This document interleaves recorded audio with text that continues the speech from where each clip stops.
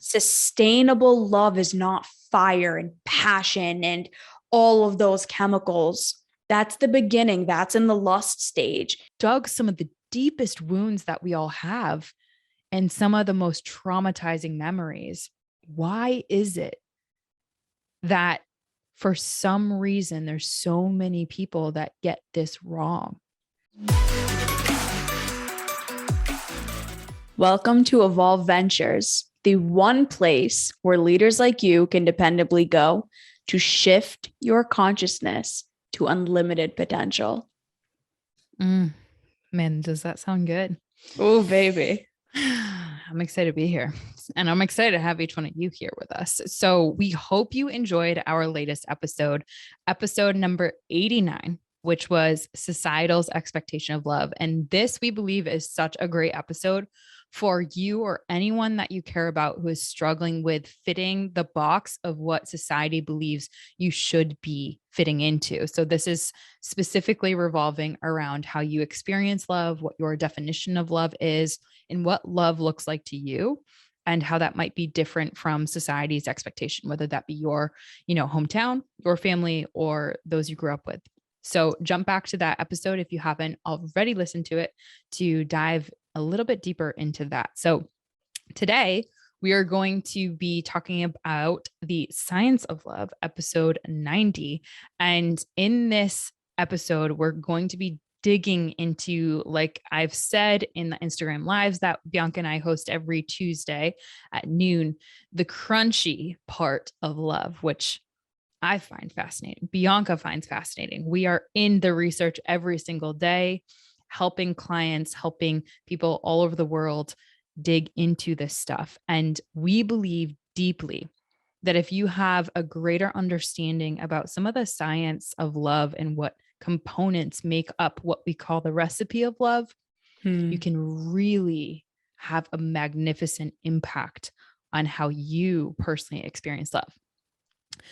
So with that being said, I first want to just congratulate the listeners. You as a listener right now are finally in the right place so that you can evolve your understanding of love and how that impacts you, which I think is putting the law of attraction at work. So I believe my big fat claim is that we've been told a lie when it comes to love. Straight up, like we've been lied to about love. Love doesn't actually come from your heart. Who out there has heard that before? The love that you have and are experiencing or that you want is going to come from here, from your heart, right? So I remember being at my aunt's house, and I remember at the time, I wasn't necessarily looking for a partner, but I had decided that same day that I'm done entertaining, shall we say, any other person in my life. And I didn't really want to talk to anyone anymore. I didn't want to half-ass it. I didn't want to be in any sort of potential relationship that in my heart, quote unquote, at the time, I knew wasn't going to work out. And so I remember being at my aunt's house, and at the time, there was a very handsome man who had DM'd me. And at this point in time, I had received a DM from this man multiple times. And when I checked my notifications, there was no messages that actually came through. So right off the bat, me receiving this DM was another of my brain saying, there's going to be no message again. Why is this person DMing me? And why am I getting messages from this person? Already weirded out, but kind of curious. My brain was trying to figure out like what's going on. Lo and behold, this DM was from my now partner and my future husband, the one whom I am madly in love with today, and who just my heart sings to. And I remember at the time being in the kitchen receiving this DM, and this man had DM'd me, true or false, are you in a relationship? And I'm giggling about the countertop with my aunt at my grandmother's birthday party, 80th birthday party. We were dressed up and later I would go to Bianca's house and I was giggling and I was saying, oh my God, this is hilarious to receive a message like this. Like, why would someone ask me this question? And I respond back to, yes, true. I am in a relationship with myself.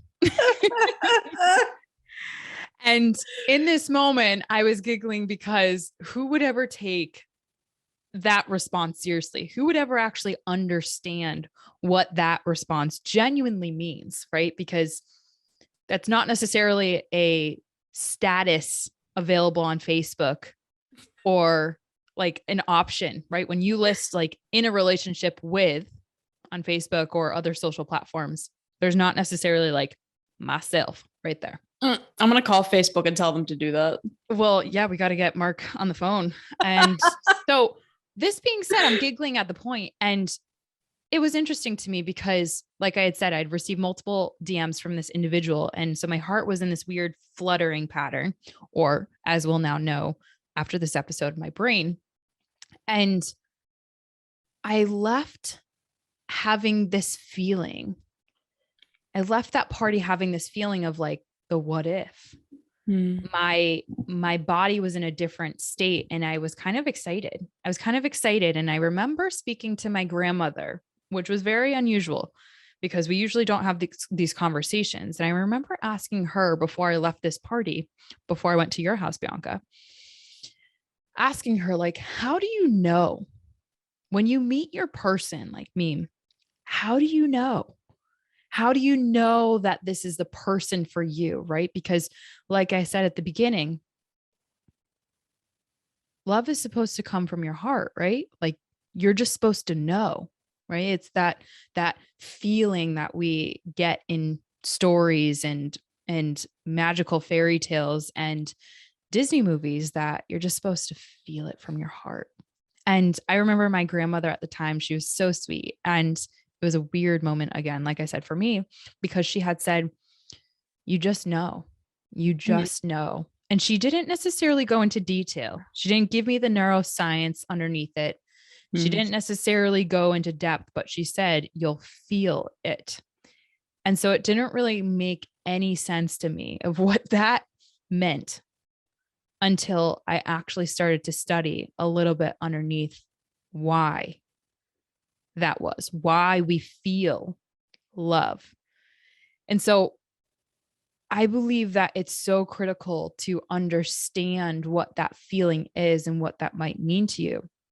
Because as later that night, I went to Bianca's house and she and I had watched The Lion King. And in that moment, that man that, is now my partner, we were messaging back and forth. And ever since then, we were inseparable. But at the time, I started to get these butterflies, right? And so many people refer to that feeling of love as butterflies, especially at the beginning stages when you like don't really know each other and it's like this whole unknown.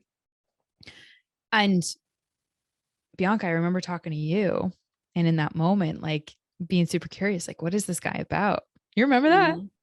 I do. And you were like, oh my God, but why does he have so many shirtless pictures of himself? And I had to, Alan used to do fitness modeling and he used to compete as a bodybuilder. And I had to tell her, I was like, believe me, I know. I thought he was a D-bag when I first met him. Like, you need to just give him a chance. He's extraordinary. Like, you just really give him a chance. And she did. And they're like at my house messaging back and forth. And I'm like sitting there looking over her shoulder, like, wait, what'd you say? I want to see it. Yeah. So it was really cool because this person, now my partner, his name's Alan.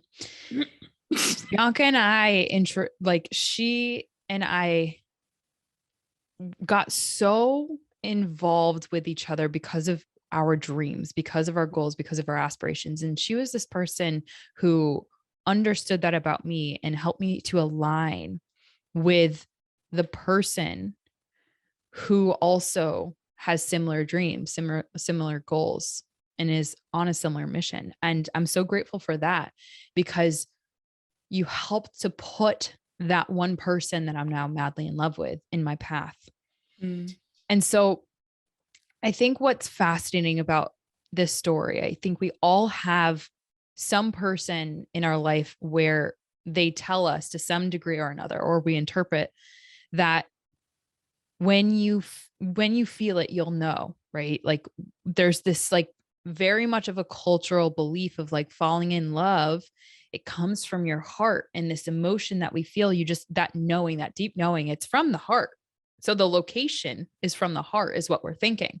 Mhm. But what I realized is that this idea has faulted so many people and put so many people on the wrong path, and has hurt so many people, because how many of us have been what we thought was the right path, but then after, a couple months, couple weeks, couple years, we start to have this experience that is a little different from what we initially got so excited, because that feeling was there, the butterflies were still there, right? And then we end up in a relationship that is like so terrible and so misaligned and so heartbreaking after. There's so many people who find themselves in that. And I know Bianca and I have been there before, even to an extent where a lot of my former relationships, I created a relationship standard list of how I will and how I won't be treated. This helped to cultivate what I did and what I didn't want, and how I wanted to feel versus how I didn't want to feel. I was in relationships before where I did not feel good. I did not feel like I was treated well. I did not felt cared for. I did not feel respected. I didn't really know the depths of the soul of the person that I was in a relationship with. And Mm. certainly that person had no idea of the depths of my soul. And so in this relationship standards list, which Bianca and I talk about in a former episode number 6, is we essentially have created this recipe of love, right? Of how we want to be treated versus how we don't. Who we want to surround ourselves with, what the integrity, what the values, what the virtues might look like versus what we don't want to be around, right? And lo and behold, when we started to do the digging on some of this research of like why have we had to come to this point where we've experienced love, we've failed at love, we've tried love, it's hurt us, it's Hmm. dug some of the deepest wounds that we all have and some of the most traumatizing memories. Why is it that for some reason there's so many people that get this wrong? Why? And so, dating someone that actually is aligned and actually sings my soul and actually understands me, I now understand why. Mm. Because at the end of the day, love doesn't come from the heart. Love comes from the brain, the mind, the hormones that are being released, the chemicals that are rearranging themselves, interacting with the world as you see it, right? Your emotions are something that you're perceiving.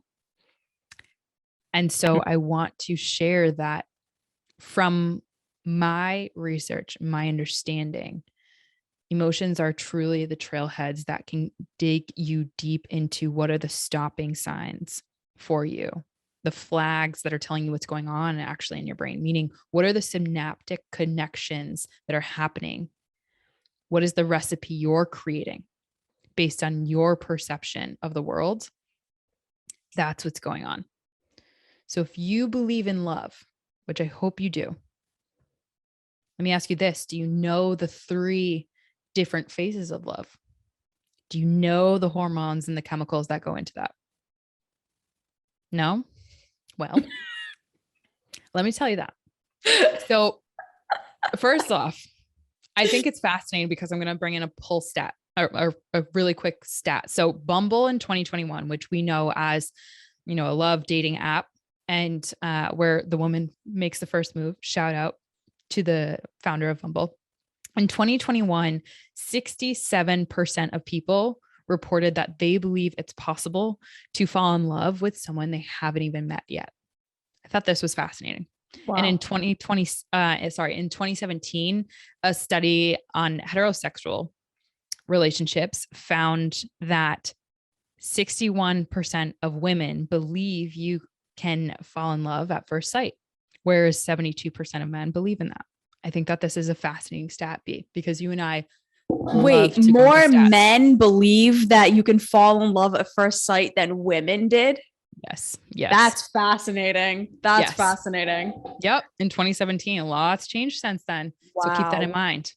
So it's done by Elite Singles, and I'll put these stats in, resources in the show notes. So that being said, I think it's fascinating because you and I love talking about beliefs, and I know we're going to dig into some of that here. And I know you have some things that you want to bring forward here, but I want to dig into how this belief, as you and I know, and you and I talk about all the time, it digs into how your reality is created around you. If you believe that love comes from your heart, you're likely going to make decisions and your behavior will align to your heart. Whereas if you believe, and if you subscribe or just try this on, what we're saying here is that love actually is cultivated, kind of like a scientist in a lab, cultivated within your mind, within your brain, based on your belief system. Then is it possible for you to create love? So here's the thing. I'll run through this very quickly, but I encourage everyone to do their research because this is something that absolutely like dumbfounds me and I find absolutely fascinating. And I want to make sure that you're bringing in some of the things that you've done research on, because this is the crunchy that I think is important for people to understand. Yeah. So we refer to the recipe of love, right? The recipe really comes down to the emotions. So underneath emotions as we know it in neuroscience, those are the chemicals in the hormones that are being released while your brain is interacting with the world. So if I were to break down love into 3 different stages, I would break them down into the first one, which is lust, the second one, which is attraction, and the third with attachment. So in this lust phase, when I was going through this whole experience of Alan DMing me in the kitchen, I was giggling at that time because I was looking at his pictures and it was easy to fall in lust with him because he was shirtless. He was a fitness model, beautiful body, beautiful man all around. So those estrogen hormones combined with norepinephrine, which are the chemicals and the hormones that are released to help prime you for the next phase. That was easy. It was easy for those to be heightened for me. Ooh, he's a sexy man DMing me like this is guy. And I'm in a relationship with myself. So what's this guy got for me? Right. So that primed my brain to say, well, let's see what this attraction can have for us. A lot of people will find themselves caught up in this first phase in lust, where their testosterone or their estrogen is through the roof combined with their norepinephrine. And so they'll find themselves in this phase, like I have been before, where they're just so caught up in the partner and they're very passionate, very deeply lustful relationships, but they don't necessarily move down to the second and the third phase, that attraction and attachment, right? Cultivating a healthy attachment with the person. A lot of these are short-lived relationships, but I got that DM, and because I've been there before, and Bianca sitting on her couch saying, trust me, he's more than this, give him a chance. You helped lead me into the attraction phase, which, with my estrogen pumping and my norepinephrine, I was primed. I was primed to see what kind of guy this could be, what kind of relationship this could be, and what kind of love we could be cultivating. And so what was happening is the chemicals, that like, woo, butterfly feeling that I was getting was the adrenaline in my body, the cortisol was spiking, which are typically stress hormones. But what that does is that primes you for action, right? So when I was on Bianca's couch and we were watching The Lion King and he was texting me, my palms started to get a little sweaty. My mouth started to get a little dry. It was like, this is something new for me and I'm all excited about this, right? Dopamine was starting to flourish in my mind. Serotonin was pumping throughout the entire time while we were texting, every single time, which the dopamine is the desire and reward. So this is anything that it's quick to have you motivate. So I was highly motivated to text him back immediately, highly motivated to send him audio messages, where before I would never go that deep with someone, right? And then the serotonin was kicking in. So I was happy. I was anxious. I was super excited to talk to this guy anytime he texted me. And what that ended up leading to, because we had jumped down the three notches of what I understand now from a brain perspective of love, is it created a beautiful environment for me to be able to develop and build this healthy attachment. And so as we continued down the route of our relationship, because there was these continuous recipes of love that were being created, really positive bids, which I know you're going to be talking about, I started to create a very healthy attachment with him. This was creating a lot of oxytocin, which is, we know as the cuddle hormone, right? This is where healthy bonds are relating to you and the other person or the other people. And the vasopressin, which is the commitment hormone, this creates a lot of intimacy. So he and I went down through these 3 stages of love very, very quickly. And in that, have been able to cultivate so much love. But had I not been primed to this love potion through that standard list, had I not known what I didn't want and what I did want, these 3 layers, I wouldn't be able to get all the way through. I wouldn't have been able to cultivate such a healthy attraction with him. And so for everyone out there who's interested in helping to understand what specifically can cultivate love, I want to empower you to realize that it is within your power to cultivate that.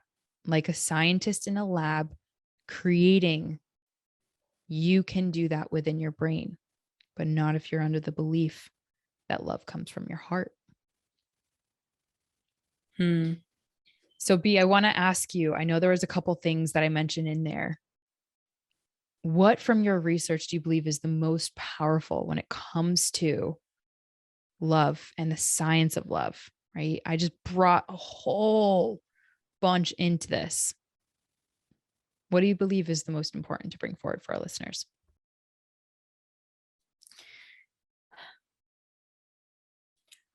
I'm going to speak on my experience and Emilia's experience and something that she explained in that story. The only reason why Emilia was able to commit to build that, what was the order? You said it was lust, attraction, and then attachment. Yep. Genuinely, the only reason why she was able to build healthy lust, healthy attraction, and healthy attachment is because of the fact that she was in that relationship with herself.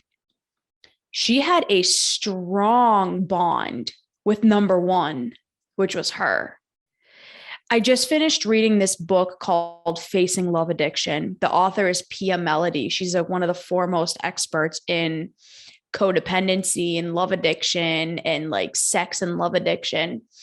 And something that she talked about in that book is that so many people end up in maladaptive, unhealthy relationships due to their prior experiences in relationships, due to their upbringing and their childhood. And like Emilia said, the beliefs that they develop from those experiences. So if you grow up and what you see is that relationships equal pain, you're more likely to have an aversion. If you grow up and love is never given to you and you develop a belief, I have to fight for love, I have to desperately fight and grit, and the person has to always be with me in order to feel loved, there's no way you could have a positive relationship. There's no way you could have an adaptive, healthy, functional relationship. And the reason why so many of us end up in these really toxic relationships where all of these hormones and the cortisol, the adrenaline, the oxytocin, the dopamine and serotonin, they're going off the rails. And it's because that initial idea of possibly having somebody in our life, That belief has built such a strong association that all of these chemicals go crazy. They're firing off left and right because the idea of being loved, it puts us in this dependent state. It's almost as if it's like drugs. There is I'm so literally glad you said that.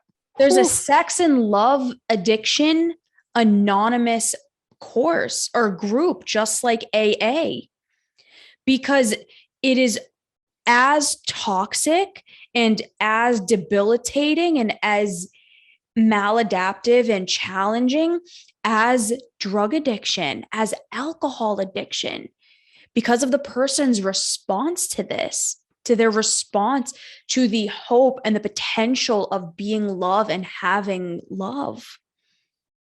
And so, something that Emilia did, something that Alan did, something that I am now doing is building that solid foundation within yourself.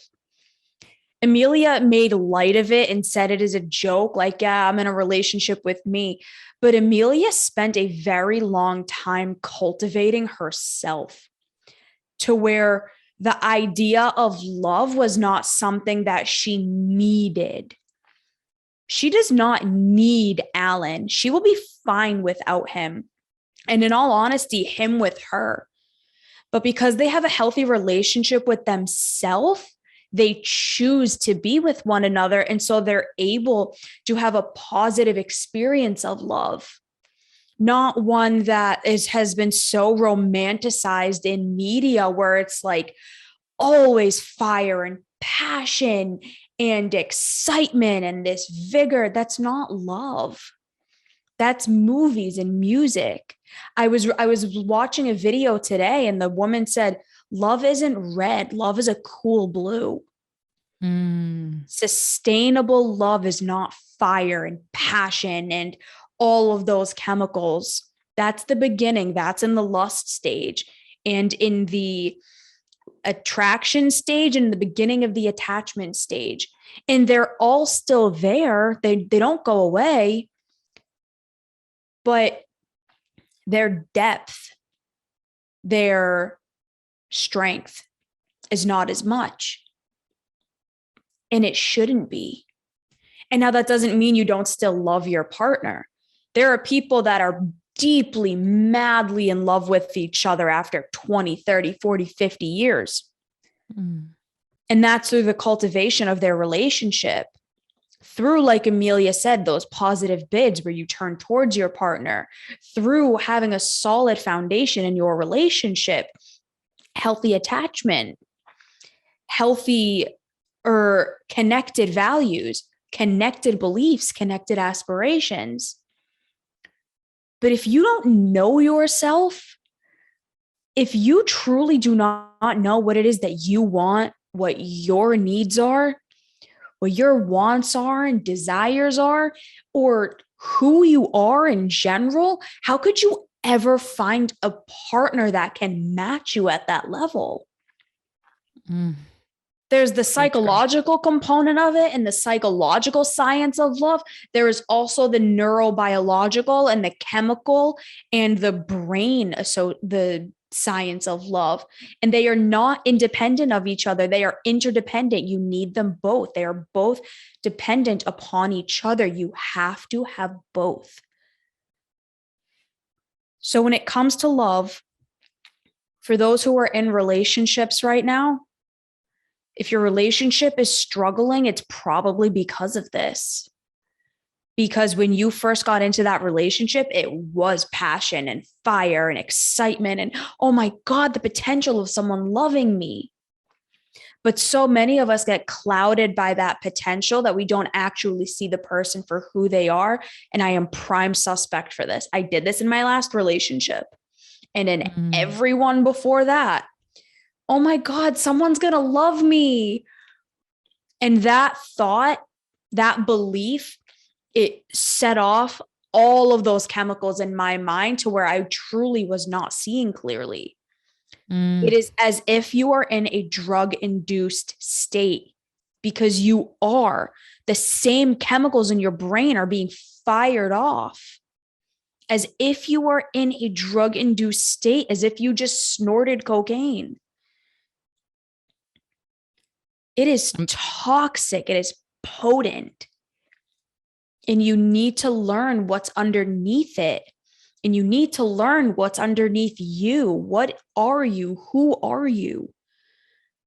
Because if you fundamentally know and love yourself at your core, there is a very diminished chance of you ending up and finding and attracting a maladaptive, unhealthy partner, which is why I made the promise to myself. I have been in so many bad relationships because of this. I will stay single for the rest of my life before I end up in a relationship like that again. I would rather be single. And that is a bold statement. But I would rather be single than in a bad relationship with a maladaptive, disconnected partner, because I love me too much to ruin my life and my future. Bianca, so freaking powerful. Girl. Oh, yes. Bring it forward. Whew, love is and can very much be a drug. You can be, the herbalist of your metaphorical love kitchen. You can make a cocktail, like we say, like the first level of that is the cocktail of love, right? Because cocktails aren't necessarily good for you. Realistically, it's actually shortening your lifespan to be in that state, right? And when you're just running off of those chemicals in your brain all the time, it's like a high. You need to get low before you get high. And that's why people are in those high-low relationships. It's because they're likely addicted to that first phase. Their brain is addicted to that first phase. And likely it's because of what they learned when they grew up to some extent. So I'm so grateful you said that. Thank you. Well, we are going to wrap up this episode. We hope you enjoyed this episode. If this was impactful for you, if this was powerful for you, we both took down a few other episodes that relate to this. So for me, episode number 25, toxic relationships, identifying them and how they feel. Episode 42, values and boundaries, why you need guardrails. And 67, I love you, but not our relationship. Those are all solid episode suggestions that if this is something that you ever find yourself struggling with, or you have a colleague that that is in a phase. And, what's fascinating is that I always used to hear growing up that a lot of business leaders used to think that work and life should be separate. As a matter of fact, they are not separate, and there is no way that you can separate them. The brain will not separate them. So no. As a leader, as an entrepreneur, as a business team member, whatever it is, being aware of these things is so critical. If you have a team member that you notice are in a little bit of a different mind state, might be because of something like this is going on in their life, right? So thank you for mentioning those episodes. Super powerful. Would highly encourage everyone to go back to those episodes and scroll through, and that will be a blast from the past because we've evolved over time, but certainly incredibly valuable. Like I had mentioned through the episode, kind of towards the beginning, episode number 6, relationship standards and how to cultivate your relationship standards, is a great episode for anyone that wants to be taken through the exercise. And we also have different digital assets and worksheets that if you want to do that, if you want to be taken through that exercise, please feel free to DM Bianca or myself. The other 2 that I would strongly recommend is episode 18, how your thoughts are screwing you, because we all know thoughts are things. Oh yeah. And episode 57, stop making decisions from your heart. This is where I come hard into this whole dialogue around, the dichotomy of the brain and the heart. So we'll leave you with those episodes to jump off from this episode from. And to wrap up this episode, we want to make sure that we give you our 3 golden nuggets, biggest takeaways. So if I were to ask you, which I will right now, what are your 3 biggest takeaways? So we have 3 takeaways in total. my biggest takeaway, if you are not in a healthy place within yourself, you are more susceptible to the maladaptive, dysfunctional components of this love recipe. Well said. My biggest takeaway for this episode that I would love to give to every listener here would really be that if you have the belief that love comes from your heart, the recipe that you're going to unconsciously create is not going to serve you to the level that if you had the belief and understanding of the neuroscience and the neurophysiology underneath it, you could create a really healthy recipe of love that really does serve you. That is not that red, passionate, burning, short-lived, very hurtful type of love. The destructive kind of love. But rather that cool blue that Bianca had mentioned she had heard. So that would be my biggest takeaway. And our belief in this episode that Bianca and I agreed to prior to this episode was really along the lines of you can cultivate, and we want to empower each and every single one of our listeners, every person within our community to feel as though they can create a recipe for love on their terms if they take into consideration some of the things that we said. It's either a cocktail of disaster or a recipe of love. And we hope that we have at least piqued your interest to cultivate the recipe of love. That was fire. I like that. Cocktail of disaster or the recipe of love. All right. With that being said, thank you all so very much for listening. We love you all. We are so grateful for you all. Be sure to join Out of the Mud. Come to Out of the Mud. It is next Friday, 7 p.m. Eastern Standard Time. What's the title of the event? The topic is evolving your definition of love. So we're cultivating all of the beautiful things that we've been talking about this month, from our IG lives to the posts to the episodes that we're talking about, and we're bringing them all deeply connected into Out of the Mud next Friday, which is the 25th of February. Yeah, the episode that will be dropping after this episode will be how to evolve your definition of love. So we'll give you the high levels, but make sure that you're coming to Out of the Mud, because you're going to be able to get the actual actionable steps that can help you cultivate that recipe of love, not the cocktail of disaster. Wonderful. Thank you all so much. We are so grateful for all of you. We love you, and we will see you next time. Bye.